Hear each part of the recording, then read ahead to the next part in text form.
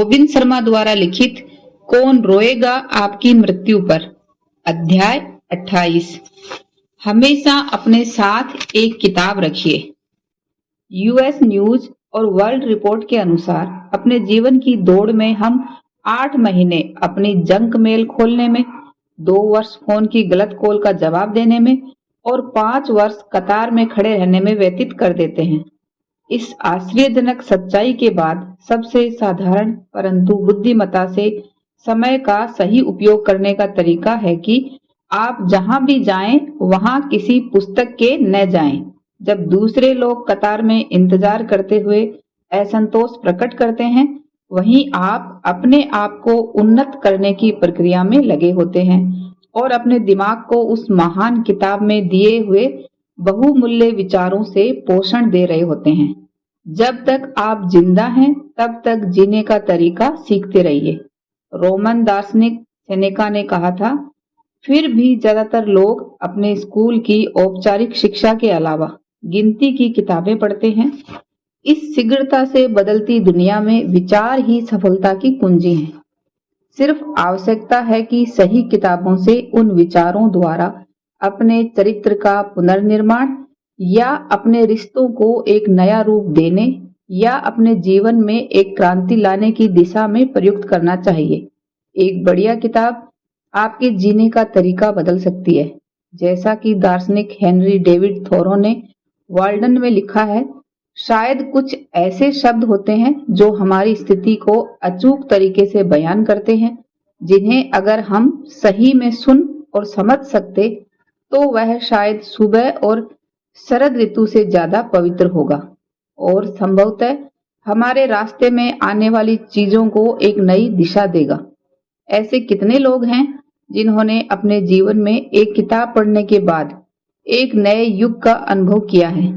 किताबें हमें संयोगवश मिलती हैं जो हमारे चमत्कारों की व्याख्या करती हैं और नई आश्चर्यजनक चीजों के बारे में बताती हैं। आप जीवन में कितनी उन्नति करेंगे यह सिर्फ आपके परिश्रम पर नहीं बल्कि इस बात पर भी निर्भर करता है कि आप कितनी अच्छी सोच रखते हैं। जैसा कि मैं अपने नेतृत्व के भाषणों में कहता हूँ, इस नई अर्थव्यवस्था में सबसे महान विचारक ही सबसे महान नेता होंगे और आप 5 वर्षों के बाद किस प्रकार का व्यक्ति होने वाले हैं और यह 2 प्रकार के प्राथमिक प्रभावों पर निर्भर करता है। वह ये कि आप किन लोगों के साथ मिलते जुलते हैं और आप कौन सी पुस्तकें पढ़ते हैं। मैं अक्सर अपनी शिक्षाशाला की जनता से मजाक करता हूँ कि मैं सिंड्रेला टेनिस खेलता हूँ। मैं पूरी कोशिश करता हूँ परंतु गेंद तक नहीं पहुँच पाता हूँ, पर जब अपनी तुलना में किसी बेहतर खिलाड़ी के साथ खेलता हूँ तो मेरे खेल पर कुछ जादू सा हो जाता है। मैं ऐसी बाजी चलता हूँ जो मैंने पहले कभी नहीं दी, पूरी कुशलता के साथ हवा में उड़ान भरते हुए, इतनी सरलता के साथ कि कोई भी बढ़िया खिलाड़ी मेरे सामने पानी भरे। अच्छी किताबें पढ़ने की आदत ऐसी ही धारणा का सृजन करती है। जब आप अपने मस्तिष्क को महानतम व्यक्तित्व के विचारों के सामने लाते हैं तो इस ग्रह पर पहले कदम रख चुके हैं। आपके खेल में सुधार आता है, आपके मनन की गहराई बढ़ती है और आप बुद्धिमत्ता के नए धरातल की ऊंचाइयों तक पहुंच जाते हैं।